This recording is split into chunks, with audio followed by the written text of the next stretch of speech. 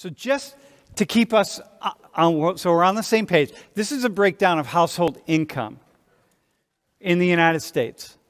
Okay, so that means that 18.1% of households, this is the 2020 census, made under $25,000. Now, this is households. This includes, a household that has 5 people, 5 income earners in the household. A household which is, by far more likely to be probably immigrants or at the lower end of the economic ladder. Notice I said or at the lower end, right? Because, the more money you make, it's just different, right? There are cultural factors, there are lots of factors, but 10.3% of households make $200,000 or more. And $200,000 could be a household with 5 people making $40,000 or one person making $500,000.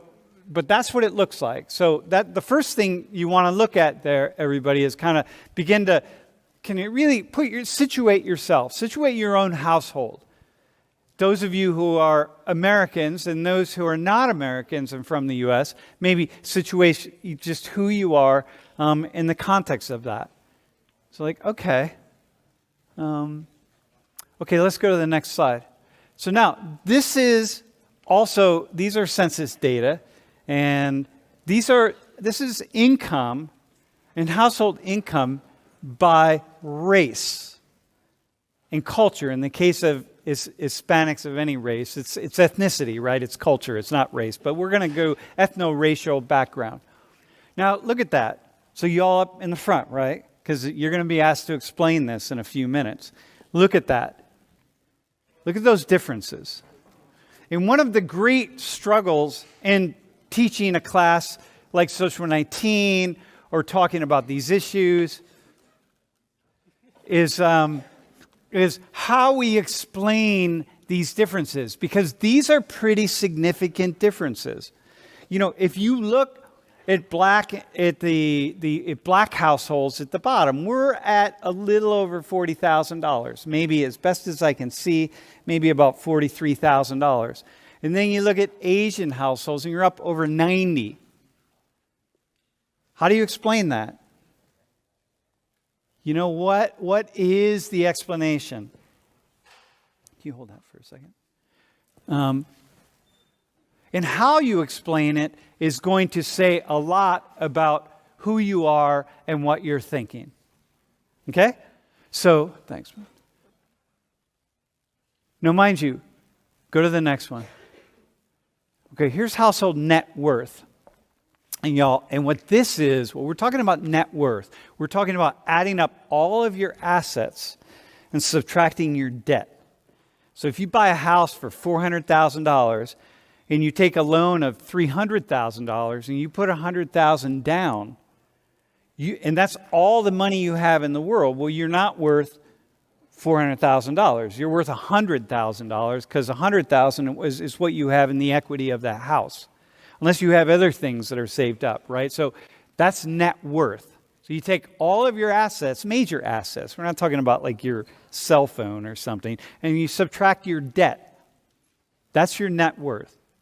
Now, there's the median and there's the average, the mean. And the average, to be really clear, so we're all on the same page here, the average is when you take, just in this classroom, we take everybody's net worth and we add it all up and we subtract by the number of people in this classroom.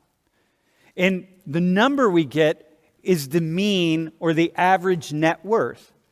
But here's the problem. That includes if this guy is worth $500 million and this woman right here is worth $300 million, and somebody else is worth $100 million, and the rest of you are just kind of average what we would expect as college students, the net worth of everybody is going to be really, really high, inordinately high, so it doesn't tell us anything about your actual net worth. It's going to be inflated. So that means in the United States, when we add Bezos and Gates and Warren Buffett and all these billionaires into this, They very seriously overinflate the net worth. So you look at the average just for white people at $980,000. But that's inflated. But now what we do is we say, well, let's not do it that way. What if we do this? What if we take everybody here in class and we line you up? Once again, we take you outside and we take you up on Shortledge Road. And we take the poorest person in class, and then we take the second poorest and third poorest, and we take you all the way down the line to the wealthiest person in class. Then we got 700 plus people who are standing in that line, and then we go right to the center. And we say, okay, who's exactly in the center? And then we say, okay, what's your net worth? And then that becomes the median net worth, okay? So we take half the people are above this, half the people are below this. This is where we're at. So the extremely poor people or the extremely rich people don't throw askew this analysis. And so when we do that, look what happens to the household net worth in the United States.